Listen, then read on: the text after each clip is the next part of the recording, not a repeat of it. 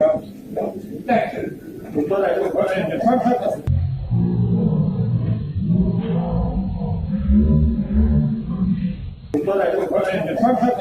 आपने इस वीडियो में देखा कि नीतीश कुमार किस तरह से एक महिला का हिजाब खींच रहे हैं। ऐसे अंदाज में हिजाब खींचा जा रहा है जैसे किसी को जबरदस्ती डांट फटकार के उसकी हिजाब को जबरदस्ती खींचा जा रहा हो।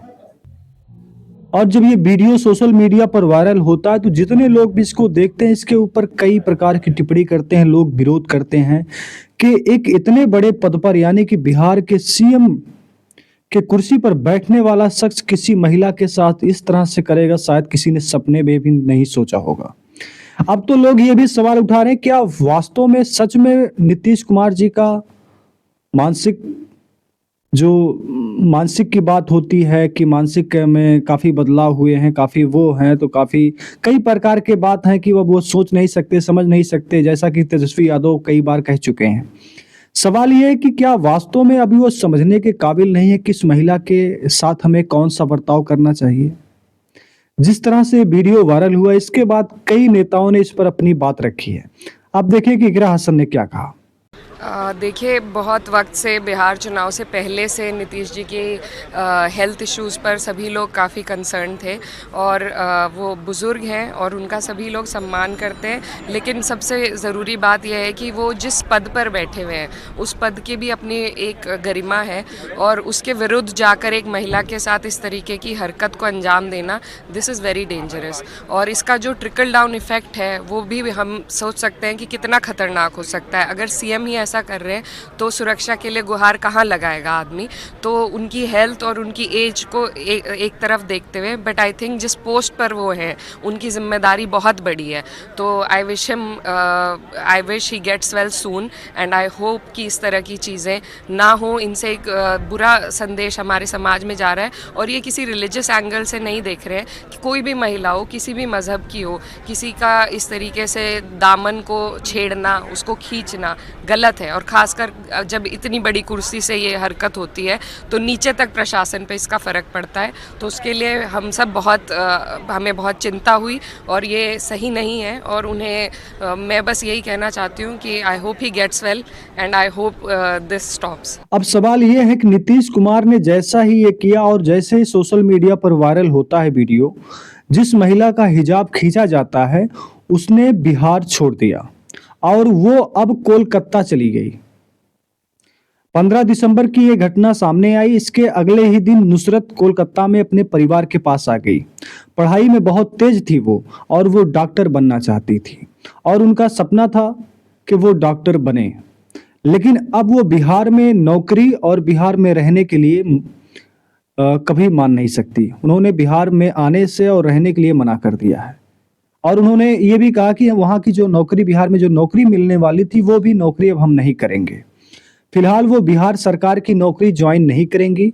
परिवार नुसरत परवीन को समझाने की कोशिश कर रहा है लेकिन वो वापस बिहार आकर नौकरी ज्वाइन करने की हिम्मत नहीं जुटा पा रही।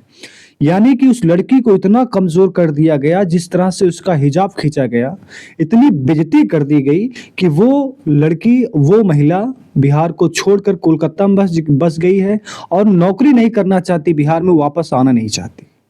वाह नीतीश कुमार जी, आपने तो महिलाओं के लिए कई नियम कानून बनाए थे, महिलाओं के लिए कई सरकार बनने के बाद कई काम किए थे। महिलाओं को पैसे देने का, महिलाओं को साइकिल देने का, महिलाओं को आगे बढ़ाने का कई काम किए, मगर एक गलती नीतीश कुमार को ले डूबी। क्या कोई समझ सकता है कि कोई एक तरफ सरकार तो हिजाब लगाने की और बुर्का पहनने की विरोध करती ही है, सरकार तो कोशिश करती रहती है कि बुर्का हटाया जाए और हिजाब हटाया जाए, चेहरे से हटाया जाए, तो लेकिन अब वहीं दूसरी कुमार नीतीश कुमार ने एक झटके में हिजाब हटा दिया। मतलब इतना ज्यादा मानसिक उनका सचमुच में क्या खराब हो चुका है, सोचने की बात है। नुसरत के परिवार के बेहद करीबी और सीनियर जर्नलिस्ट शहनवाज अख्तर ने बताया कि घटना के बाद नुसरत परवीन सदमे में हैं। परिवार लगातार उन्हें समझा रहा है लेकिन वो समझने को तैयार नहीं है। परिवार ने बिहार लौटने और नौकरी ज्वाइन करने का फैसला बनाया लेकिन अब नुसरत बिहार में नहीं आना चाहती, नौकरी नहीं करना चाहती। इतना कमजोर कोई कर सकता है महिला को? लेकिन इसके विरोध में कौन कौन आया है? अब देखिए, वहीं जो उत्तर प्रदेश के निषाद एक मंत्री जी हैं, उन्होंने क्या कहा है? उन्होंने तो एक कदम और आगे बढ़ा दिया। उन्होंने कहा कि क्या हुआ, मंत्री जी ने सिर्फ हिजाब तो हटाया था, कहीं छुआ थोड़ी था, कहीं और छू देते तो कुछ अलग बात थी। आप लोग तो फालतू में इतनी बात खींच रहे हो। अरे वो भी तो आदमी है ना, पीछे नहीं पड़ जाना चाहिए। छू दिया नकाब तो इतना हो गया, कहीं और छूते तब क्या हो जाता। नहीं तो आपको क्या लग रहा है कि कहीं और भी छू लेते क्या है? आप तो इस तरह की बात कर रहे हैं, क्या कहीं और छू लेते? नहीं, आप लोग तो अब नकाब पर इतना है, कहीं और चेहरा वरा छुआ जाता, कहीं और अंगुली पड़ जाती, तब क्या करते हैं आप लोग। मंत्री निषाद जी, आप क्या कहना चाहते हैं, कहां पर छूना था? और मतलब अब एक मुख्यमंत्री ने हिजाब को किस तरह तरीके से हटाया, दूसरा मंत्री उत्तर प्रदेश का बैठा हुआ कह रहा है कि कहीं और छू लेते तो क्या होता। अरे भाई, कहां छू लेते और कितना अंदर तक छू लेते आप? सोचिए जरा, मानसिक है लोगों का। तो आप समझिए कि किस तरह से लोग अपनी अपनी बात रख रहे हैं, इकरा हसन हो या समाजवादी पार्टी हो या कई विपक्ष के नेता हो। लेकिन आप देखिए, संजय निषाद मंत्री, जो भी मंत्री हैं निषाद के, इन्होंने जिस तरीके से कहा है उसका एंगल देखिए, और नीतीश कुमार ने जिस झटके से हिजाब को हटाया उसका एंगल देखिए। दोनों की मानसिक विचार और सरकार में आपको पता चल जाएगा कि महिलाओं का सम्मान कैसे किया जाता है। क्या उन महिलाओं का सिर्फ सम्मान होता है जो केसरिया या फिर भगवा कलर के कपड़े पहनती, उन्हीं महिलाओं का सम्मान होगा? जो ब्लैक पहनती हैं और खासकर जो मुस्लिम वर्ग की आती है, उन महिलाओं का सम्मान नहीं होगा इस देश में?